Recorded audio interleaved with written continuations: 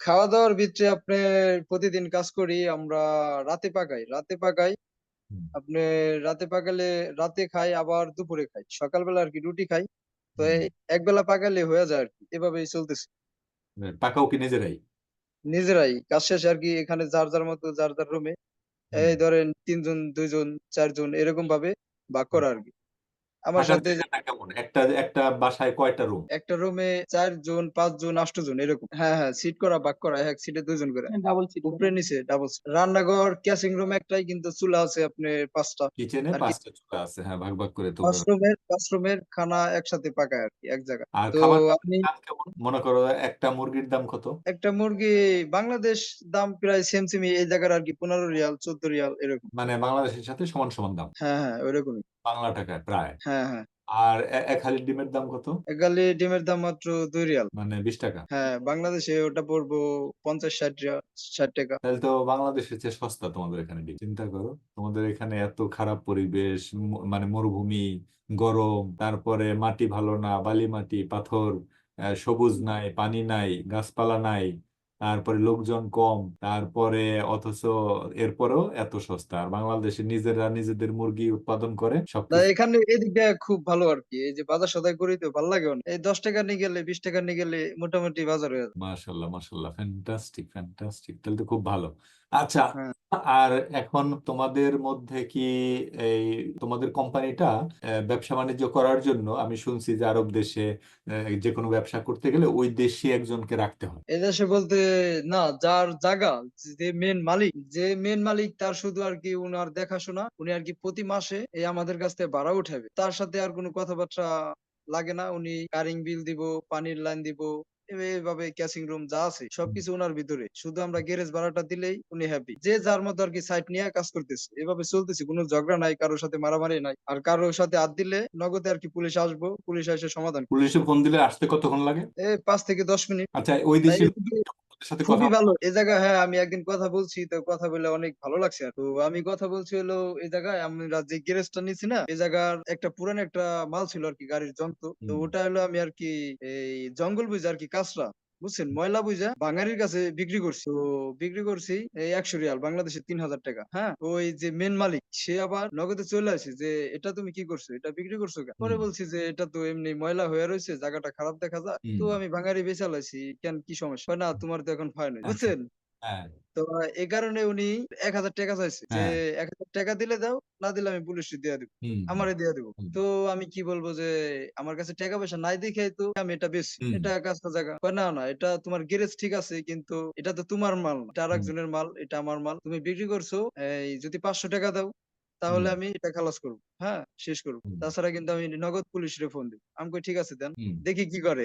আচ্ছা, আমি হ্যাঁ, রাগ হয়ে গেছি রাগ হয়ে হ্যাঁ, গেছি। আপনি এত বড় একজন মালিক হইয়া হুম, সামান্য কিছু টাকার জন্য আমারে পুলিশে দিবেন। ওকে দেন। ৫ মিনিট পরে দেখি গেটের সামনে পুলিশ। অনেক ভিআইপি গাড়ি আপনার কম্পিউটার লাগাইনা সবকিছু পোশাক পরা। নগদে আইসা আরকি আমারে ডাক দিছে। হুম, গেছি সালাম দিছি। হুম, পরে বলছে আরকি আরবিতে বলছে হয়তো আমি বুঝতে পারছি যে বলছি, "কি সমস্যা?" হুম, পরে বললাম যে, "দেখেন নাইমা আসতে বলছি।" পরে আসছে আমার সাথে আইসা বলছি যে, "এটা আমি বিক্রি করছি। আমার কাছে টাকা নাই। হুম, হুম, তো আমি জানি না আসলে এটা বেচলে সমস্যা হবো।" তো হুম, আমার পাশে আরেকজন আছিল আরকি এই হুম, দেশের লোক। উনি আবার বলতেছে যে ও বুঝে নাই। হুম, তো উনি বলতেছে যে, "তোমার আইডি।" আরকি আমার হুম, আইডি চাইছে। পরে আইডি দিছি। পরে বলছে যে, "তুমি এখানে চাকরি করো?" আমি কই, "হ্যাঁ।" কয়, "এখন যদি তোমারে বাংলাদেশে আরকি পাঠায় দেই, আমি যদি ধরে নিয়া যাই, তুমি হুম, কি আবার এই জায়গায় আসবা?" আমি কই, "হ্যাঁ, হুম। অবশ্যই আসবো।" আচ্ছা।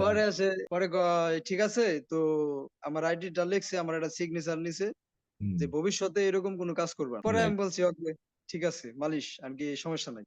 হুম, এগুলো আর হুম। করব না।" পরে উনি আরকি আর কিছু বলে নাই। কইছে, "যাও।" বলছে, আচ্ছা, "ভালো লাগে আরকি। পুলিশ অনেক ভালো।" আচ্ছা। তো বলে পুলিশ কি ছেলে পুলিশ না মেয়ে পুলিশ? ছেলে। মেয়ে পুলিশও আছে। আসলে মেয়েদের কোনো ঝামেলা হইলে আসবো। কিন্তু আচ্ছা, এমনি মেয়ে পুলিশ। আমাদের উনারা অনেক ভিআইপি ড্রেস গুলা অনেক সুন্দর। ভালো লাগে আরকি দেখতে। এমনি কি বাইরে ঘুরতে-টুরতে যাও এখানে কোথাও? হ্যাঁ, ঘুরতে যাই। এমনি কি এদেশের মাঝে লোক কি তোমাদের দেইখা খুব মানে ব্যবহার কেমন করে? খারাপ ব্যবহার করে কোনো? না। খারাপ ব্যবহার করে না। তো এই জায়গায় আমার এক ফ্রেন্ডের ক্যামেরা আসলে একটা। হুম। ক্যামেরা নিয়ে এক পার্কে ঘুরতে গেছি। ভালো তো লাগছে। আচ্ছা, মানিক তুমি কি বাংলাদেশে স্কুলে গেছো? হ্যাঁ, স্কুলে গেছি ক্লাস 7 পাস। ক্লাস 7 পর্যন্ত পড়ছো না? তারপরে আর পড়াশোনা করো নাই। আচ্ছা, কিন্তু কি জন্য করো নাই? প্রবলেম গুলা কি ছিল? এই একটা অসুখ হইছে। অসুখে হুম, ২ বছর ঘরে পড়া ছিলাম। হুম, তারপরে দেখি কি হঠাৎ করে আরকি আমার যে ক্লাস ফ্রেন্ড গুলা আছিল ওরা অনেকেই অনেক জায়গায় চলে গেছে। কতজনে ঢাকায় গেছে, অনেকজনে পরীক্ষা পাস করে এটে উঠছে। হুম, হুম, তো সবাই আরকি অন্যরকম হয়ে গেছে।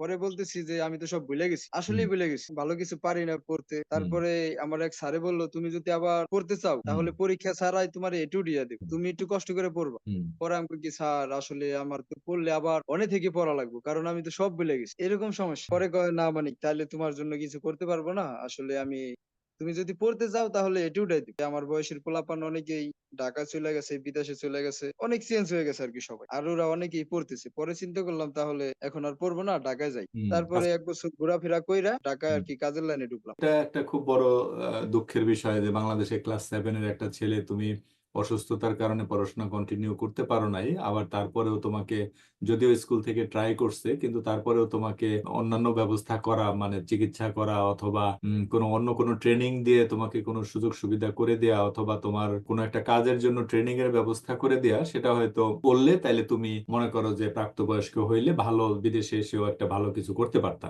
অথবা হ্যাঁ, দেশেও এটা ভালো একটা কিছু যদি করতে পারতা। যদি ঐরকম কোনো লোক থাকতো আসলে, অসুখ তো আমার মনে হয় অনেকদিন ছিলাম। ঐরকম যদি আমার পিছনে কোনো লোক থাকতো আমার দেখাশোনা করার জন্য, তাহলে হয়তো এই সমস্যাটা হইতো না। কারণ কিছু, কিছু সময় আমি নিজেই দেখছি যে আমি যে একটু উইঠা হাঁটবো ঐরকম শক্তি আমার ছিল না। কিন্তু হুম, আমার দেখার মতো ঐরকম লোক ছিল না, বুঝছেন? তো হুম। অনেক কাহিনী গেছে গা। ওগুলো এখন চিন্তা করি না। না, তা ঠিক। তোমার বাবাও যেহেতু মারা গেছে অনেক আগে আমি তো শুনছি। ভাই এই যে আমরা দুজন আছি আরকি। কি সময় ও আছে ভাই? আবার আপনার সময় আছে কথাবার্তা বলার? আসসালামু আলাইকুম। ওয়ালাইকুম আসসালাম, ওয়ালাইকুম আসসালাম। আচ্ছা, আপনি জানেন কিনা যে আমরা আপনাদের সাথে যে গল্পগুলা করতেছি, এই গল্পগুলা আমরা আমাদের ইউটিউব চ্যানেল এবং ফেসবুক চ্যানেলে প্রবাসী নামে একটা চ্যানেল আছে। এখানে আমরা প্রকাশ করব। আপনার সুখ দুঃখের কথা, গল্পগুজব এগুলো আমরা আলাপ করবো আর কিছুই না। এটাই আর কি আমার। তা একটু আগে আমরা মানিকের কাছ থেকে শুনলাম। তো এখন আপনার কথা বলেন। আপনার কত বছর বয়সে আপনি বিদেশে আসছেন? কেন বিদেশে আসলেন? আ আমার নাম শরীফ। হ্যাঁ। আমি আরকি এখানে কাতারে আসছি আজকে ৩ বছর ৭ মাস। তো আসছি অনেক ছোট থাকতে। তো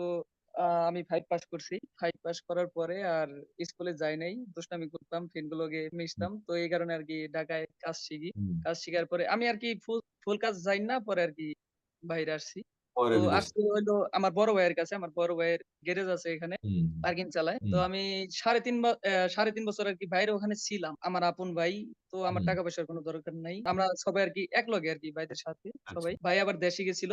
দেশে যাওয়ার পরে আমি আবার গ্যারেজ চালাইছি তো হুম, বিয়ে করার জন্য দেশে গেছে। তো গ্যারেজ চালানোর সময় আপনার যে আমাদের এখানে কাতারে হইলো আপনার গাড়ি পেইন্ট করার জন্য আ হুম। একটা কাগজ দরকার। ওই কাগজ ছিল না তো এই কারণে আরকি গ্যারেজ বন্ধ কইরা দিছে। ৳৩০,০০০ গারামা মারছে। ৩ মাসের জন্য আরকি গ্যারেজ বন্ধ ছিল। পরে ভাই আসে। ভাই আসার পরে আরকি কাস্টমার আরকি খারাপ হয়ে যায়গা, এদিক সেদিক হইয়া যায়গা। যেহেতু গ্যারেজ বন্ধ ছিল। আগের ওখানে অবশ্যই, নাই আমরা। তো সেই অবশ্যই। ক্ষেত্রে আমি এখন ৩ মাস ৩.৫ মাস ধরে ইয়াতে আছি, অন্য জায়গায় আছি। যেমন মানিকের এখানে আসছি। হুম। আমার মোদির পাকিস্তানি আলহামদুলিল্লাহ আমি অনেক ভালো আছি এখানে। তো আমি আরকি যেখানে থাকি, যে বাসায়, গ্যারেজ, বাঙালি আমি শুধু একাই। আচ্ছা, তাহলে পাকিস্তানিদের আলহামদুলিল্লাহ সাথে আমি কাজ করে আছি। কেমন লাগে? কথাবার্তা বুঝেন? ওদের ভাষা বুঝেন? হ্যাঁ, আমি ভাষা বুঝি। ওরা কি ভালো ব্যবহার করে? কোনো সমস্যা নাই? আ না, আমি আরকি যাদের লগে থাকি ওরা হুম। অনেক ভালো। আচ্ছা, সবাই তো মাশাআল্লাহ। মানুষ তো সব একরকম হয় না। অবশ্যই না। হ্যাঁ। আমার আমার মুদিরও আমার মানে আমার লগে একবার পুরা ফ্রেন্ডের মতো মিশে। মোদি মানে আপনার যে মালিক বা আপনার যে যে মাল হ্যাঁ, কাজ কাজ দিছে যে আরকি।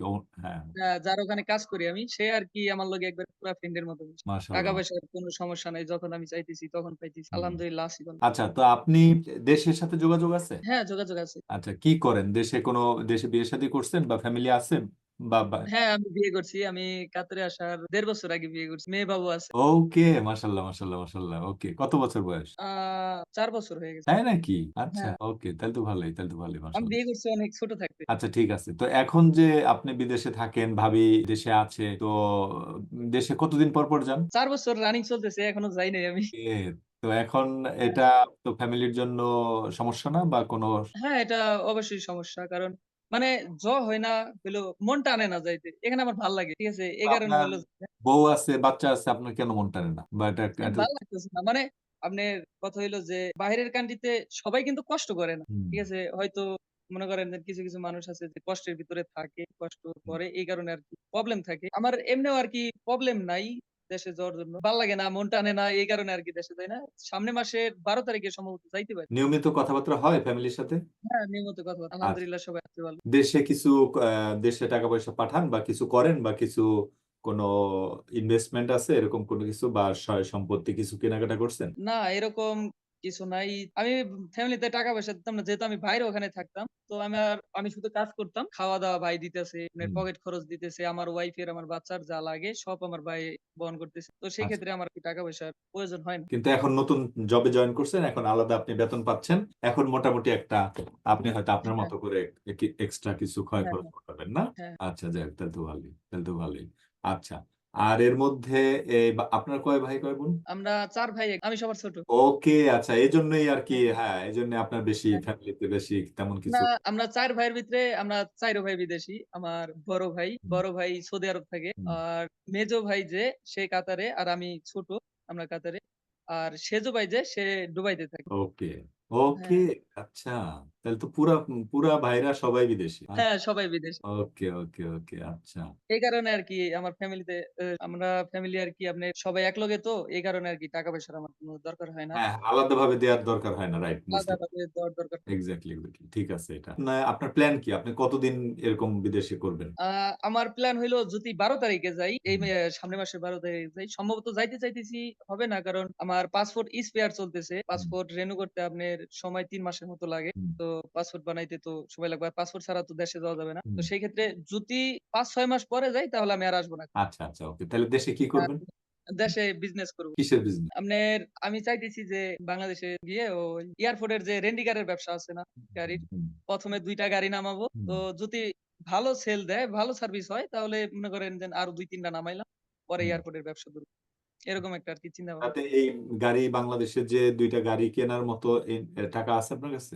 হ্যাঁ, ওই টাকা আছে। মানে আমি যেন আমার ভাইয়ের ওখানে থাকতাম। তো এই ৩.৫ বছর যে না ছিলাম, তো হুম, প্রত্যেক মাসে আ গ্যারেজ ভাড়া টোটাল খরচ দিয়া যে হুম। টাকাটা থাকতো, তো ভাই অর্ধেক আমার অ্যাকাউন্টে পাঠাইতো। আপনার অ্যাকাউন্টে? দেশে, বাংলাদেশে? হ্যাঁ, বাংলাদেশে। তার মানে ওই টাকাটা আপনার অ্যাকাউন্টেই আছে। হ্যাঁ, ওই টাকা আমার অ্যাকাউন্টেই। এখন ওইটা কি আপনার ভাই আপনাকে দিছে নাকি ওটা তার টাকা? না, তার টাকা না, তারটা আলাদা। সে কি আমারটা আলাদাভাবে আলাদা, টাকা আলাদা। হ্যাঁ, টাকা আলাদা। আর এমনি আপনার জমি-জাতা বলেন, বাড়ি-ঘর বলেন, বাড়ি-গাড়ি আছে। সবকিছু আমাদের ভাইদের লগেই আরকি সবার। তাইলে তো মোটামুটি ভালোভাবে একটা কিছু দেশে যেয়ে করবেন এই চিন্তা ভাবনা। আচ্ছা, হ্যাঁ, পাসপোর্ট রিনিউ করতে বা ইনশাআল্লাহ। করতে এত সময় কেন লাগবে? কোথায় আপনাদের থেকে এখান থেকে এম্বাসি কত দূর? আপনার এখান থেকে এম্বাসি আপনার আমরা এখানে এখন যেখানে থাকি, এখান থেকে আপনার ৪০-৪৫ মিনিট আচ্ছা, গাড়িতে। গেলে কি এম্বাসিতে গেলে ওখানে কি সিরিয়ালের ব্যবস্থা আছে? সিরিয়াল ধরে হ্যাঁ, সিরিয়ালের ব্যবস্থা আছে। যাওয়ার পরে আপনার সিরিয়াল নিয়ে এটা তো আপনার যদি পাসপোর্ট যদি এমনি নিজে যায়া বানাই, হুম, তাহলে আরকি সময় কম লাগবে। টাকা হুম, টাকা লাগবে আপনার ৳১২৫। হুম, তো আর যদি এখান থেকে বানাই, যেমন দালালের মাধ্যমে বানাইলে আপনার সময় আপনার ৩ মাস সময় লাগবে, ৳১৫০ লাগে। কিছু টাকা আরকি বেশি লাগে ওদের বেশি ওদের লাগবে। তার মানে এত আর দূর যদি যাইতে আসলে হবে, বারবার যাইতে হবে। এজন্য আপনারা হ্যাঁ, একজনের হ্যাঁ। কাছে দিয়ে কাজটা করাই নেন হ্যাঁ, আরকি। যেহেতু আমরা যদি যাই, গাড়ি ভাড়া কিন্তু আমাদের অনেক বেশি যাইতেছে। তো হুম। সেখানে আপনার গাড়ি ভাড়া তো এরকম আসবে না। ৬০-৭০ রিয়াল তো আসবেই আসা যাওয়ার কারণে। আর আবার আপনার গেলে পাসপোর্টটা পরে তো রুটের রিনিউ একটা করতে খরচ। হবে শুধু। নতুন তো আর বানাইতে হবে না। নতুন বানাইতে হবে না, রিনিউ করতে হবে। রিনিউ করতে হবে। তো সেই ক্ষেত্রে হ্যাঁ, অলরেডি আপনার পাসপোর্ট আছে। শুধুমাত্র আপনি রিনিউ করবেন। এজন্য হ্যাঁ, আপনার রিনিউ ইমার্জেন্সি বানানোর সিস্টেম আছে। যেমন আপনার ১৫ থেকে ২০ দিনের ভিতরে দিবে, কিংবা ১ মাস এরকম দিবে। তাহলে ৳৪০০ খরচ হবে। এটা একটা বড় ব্যবসা অবশ্য। তো ভালোই। হ্যাঁ, নিজের দেশের পাসপোর্ট আপনি নিজের পাসপোর্ট, নিজের দেশের পাসপোর্ট এটা পাইতে গেলেও অনেক টাকা পয়সাও খরচ হয়, অনেক সময়েরও ব্যবসা ব্যাপার আছে এবং অনেক সময় আছে। অনেক দালালও ধরতে হয়, অনেক প্রসেসের ব্যাপার আছে, অনেক কিছু কাহিনী আছে। এটা একটা বড় সমস্যা আরকি।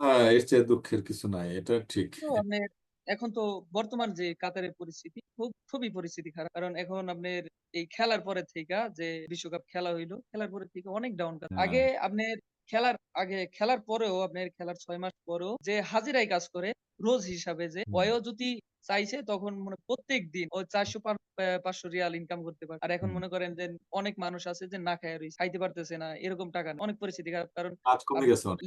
লেবার যেগুলা আছে, লেবার পুরা বসা। মানে হুম, বিলকুল কাজ নাই। আমরা যে গ্যারেজ লাইনে আছি, তো আমাদের গ্যারেজ লাইনের সিস্টেমটা কি? এখানে হলো কাতারে হলো ইস্তিমারার সিস্টেম আছে। দেন বছরে গাড়ি পেইন্ট করাইতেই হবে। হুম, হুম, হুম, হুম। ঠিক আছে? এটা বাধ্যতামূলক। তো সেই ক্ষেত্রে আরকি আমরা গ্যারেজ লাইনের পোলাপাইন আরকি আলহামদুলিল্লাহ আছি ভালো। আচ্ছা, এটা তো মজার ব্যাপার। কেমনে? নতুন গাড়ি কিনলে আবার বছর, বছর করাইতে হবে রং? নতুন হোক বা পুরান হোক, যে বছরে আপনার ইস্তিমারা পাস করানোর জন্য যদি একটা স্কেচ থাকে ওখানে ফেল মাইরা দিবে। ওকে। এটা ভালো আবার সিস্টেম কিন্তু। একদিকে ভালো, হ্যাঁ, খারাপ এটা সিস্টেম ভালোই। না এই থাকে। সিস্টেম যদি না থাকতো কাতারে মানে কোন লোকই টিকতে পারত না। রাইট, এই রাইট। হ্যাঁ, সিস্টেমের কারণে কাজেরও একটা গ্যারেজে ব্যবস্থা হয়। আরকি হ্যাঁ। যাই হোক আরকি একটু চইলাফেরা খাইতেছি। আচ্ছা, আপনার ওইখানে পাকিস্তানিদের সাথে যেহেতু থাকেন, খাবার-দাবার নিয়ে কোনো সমস্যা হয়? না, খাবার-দাবার আমি এখানে আসার পরে হোটেলে খাইতাম। তো হুম, সবসময় আরকি হোটেলে খাইতাম ৩ বেলা। তো এই কিছুদিন যাবত আমি মানিকের সাথে আছি, ওর লগে খাই। আচ্ছা আচ্ছা, ওকে। হ্যাঁ, হ্যাঁ। যেহেতু আমি পাকিস্তানিদের সাথে থাকি, ওরা সবসময় মানে ওরা হলো পাঠান। পাঠান যারা তারা পাকিস্তানিদের ভিতরে যেমন আমাকে বাঙালির ভিতরে ভাগাভাগি আছে না? তো ওদেরও আরকি পাকিস্তানের ওরা হলো পাঠান আরকি। ওরা হলো আলাদা ল্যাঙ্গুয়েজ, ওদের ল্যাঙ্গুয়েজ উর্দু না। ওদের ল্যাঙ্গুয়েজ হলো পশতু। তো সেই ক্ষেত্রে আরকি ওরা রুটি খায় শুধু। রুটি বেশি খায়, রুটি আর হ্যাঁ, কাবাব। হুম, হ্যাঁ, এই কাবাব এগুলো বেশি খায়, হ্যাঁ। এইগুলা খায়। বুঝতে পারছি, বুঝতে পারছি, ওকে। আপনাদের সাথে কথা বললে ভালো লাগলো। হ্যাঁ, এখন তো আরকি নার্ভাস ফিল করতেছি না, যেহেতু রাইট রাইট। ১ম আরকি কথা বলতেছি। এই কারণে আরকি নার্ভাস ফিল করতেছি। না না না, এটা বোঝা যায় না যে আপনার নার্ভাস ফিল করতেছেন, কিন্তু ভালো লাগলো কথা বলে। খোদা হাফেজ মানিক। আল্লাহ হাফেজ।